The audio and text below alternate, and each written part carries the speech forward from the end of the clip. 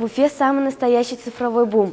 Теперь школьники могут презентовать свои IT-проекты и подсказать взрослым, что мы неплохо разбираемся в технологиях будущего. Гора новостей на мероприятии, посвященному Дню цифровых технологий «Цифровой бум». Академия наук Республики Башкортостан решила доказать нам, современным школьникам, что учеба – это не всегда скучно. Вот, например, здесь научат управлять беспилотными дронами. Тимур, как прошла ваша лекция про дроны? Ну, нормально так, все объясняет красиво, да еще видео несколько показали. Вот сейчас на улицу выйдем, полетаем, погоняем. Почему тебя и заинтересовали именно коптеры? Потому что это маленькие летательные аппараты, по сути, как карманный самолет, можно снять на той же высоте, что и самолеты летают. Помимо учебы и получения новых полезных навыков, ребята презентуют свои IT-проекты. Здесь стоит распознавание лиц с помощью библиотеки OpenCV машинного зрения. Я зарегистрировал туда свое лицо, и только те, кто есть в базе, могут открыть эту дверь. Сейчас я вам это продемонстрирую.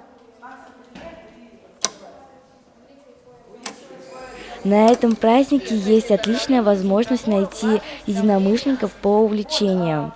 Ну и плюс ко всему получить бесплатную консультацию ведущих экспертов в этой области. Ребята выставляют самые сильные свои проекты, ведь авторы их лучших наградят денежным призом 100 тысяч рублей.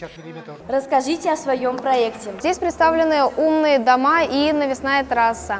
Как вы уже, наверное, знали и читали, в нашем городе нельзя построить подземное метро, но можно построить надземное метро. Мы так и поступили, построили навесную эстакаду. Также у нас есть умные дома, больницы, садики, школы. Также самое главное в нашем умном городе – это безопасность и комфортная среда для жизни людей. Все это удаленно может передаваться в управляющую компанию.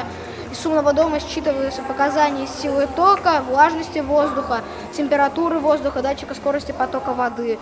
Также на школах у нас стоит умная камера, которая впускает только тех, кто есть в базе. Как долго вы создавали этот город? Мы создавали его по частям, то есть в какие-то дни мы собирали сначала дома, потом собирали эстакаду.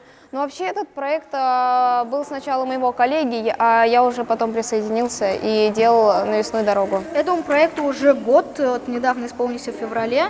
Здесь нам рассказали, почему ОК Google это важно.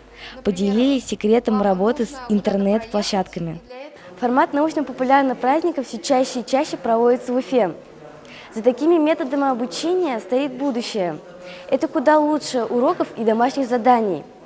Арина Дудинова, Рамазан Мусин специально для Горы новостей.